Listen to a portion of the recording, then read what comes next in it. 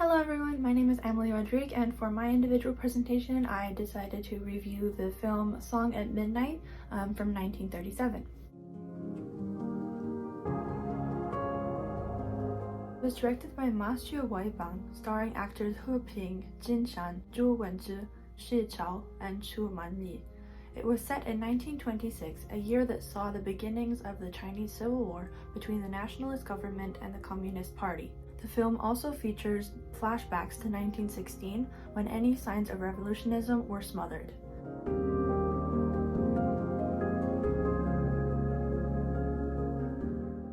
To briefly summarize the film, the Angel Theater troupe arrives at the Withering Theater for a series of performances and meets the ancient caretaker, who gives them a tour to find that the theater is hardly in an ideal condition, covered in cobwebs and loose planks. Sun Xiaowu is to play the lead role, but is having trouble learning his lines. A haunting voice starts to teach him the lyrics by singing them to him.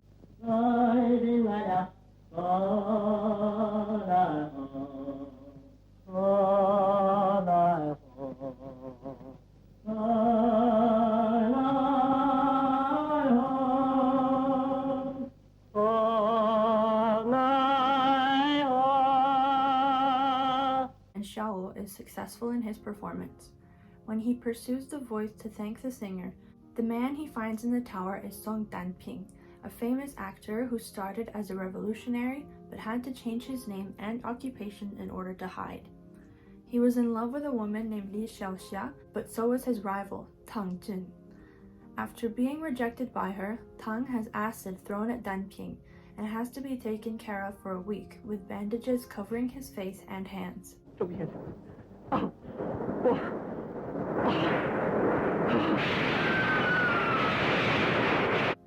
When the bandages are removed, he discovers that he has become hideously scarred as a result of the acid. He has Xia told that he died so that she won't see what he's become, and she goes insane from hearing this news.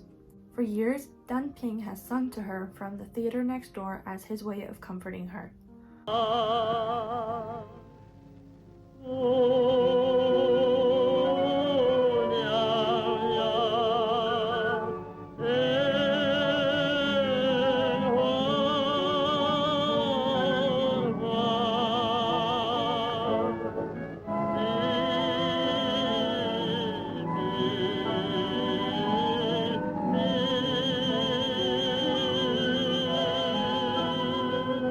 Now, he has Xiaowu help him by having him go to her and pretend to be him and hopefully make her sane again.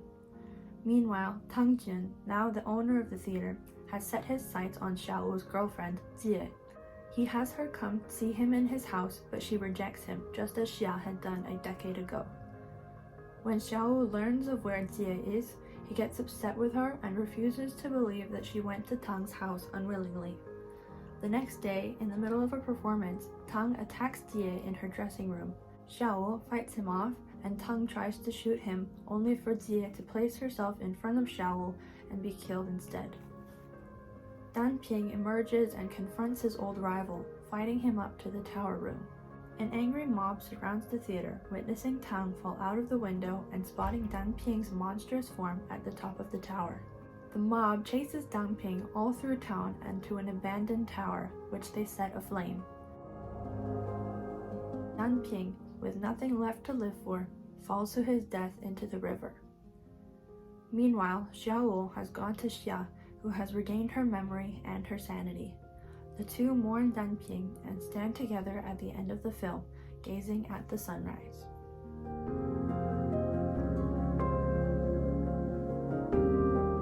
This film was China's first ever to mix horror and musical genres, and despite its elements of romance and drama, Song at Midnight is most prominently a horror film, known as one of the first and most influential of its genre. The director, Ma-Xu Weibang, drew on inspiration from The Hunchback of Notre Dame and Phantom of the Opera. The horrifying face of Song Danping, the long takes that set the scene in the old cobweb-filled theater, and the seemingly constant stormy weather are some of the first appearances of the classic horror genre elements in the Chinese film industry. The film is the exact image one would imagine when thinking of classic horror, and it's an attribute that contributes well to the historical context of the film, which will be explained later in this presentation. The operatic soundtrack of the film reflects its inspiration of The Phantom of the Opera, contributes to the genre of the film, and enhances the political message of the film with its lyrics.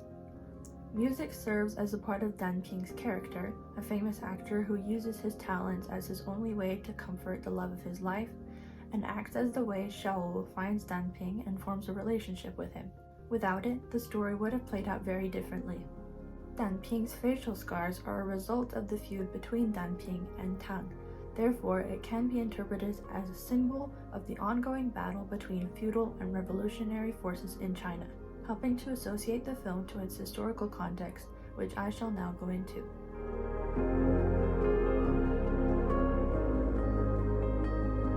In addition to being an exemplary contribution to the horror genre, Song at Midnight also serves to add a layer of social relevance through its politic-driven subplot portrayed by the characters. The lyricist of the film's songs was a left-wing writer named Qiang Tan, which resulted in songs that support freedom and liberty. The term left-wing or leftist refers to the side of the political spectrum that promotes social equality and egalitarianism, meaning that the subplot of the film is anti-nationalist. During the time that the film was under production, which was just before the start of the Second Sino-Japanese War, there was a lot of censorship by the nationalists as to what could be shown to the public to avoid any anti-nationalist and anti-Japanese propaganda, because they did not want the situation with Japan to escalate. In order for the film to be shown, Tian Han and Ma-Xu Weibang had to meet several times and work together to ensure that the script would be approved under censorship, and it was. Dan Ping, one of the main characters and protagonists, is depicted as a misunderstood victim. He was a victim to Tang Jun's jealousy and harassment and was misunderstood by people who met him because of his monstrous outward appearance. The fact that he was also a revolutionist whose political hopes remained even until the end of his time shows the leftist aspect of the story.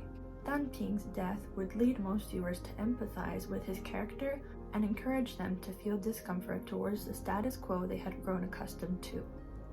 This portrayal within the film therefore acted as a leftist propaganda that passed right under the censorship's nose.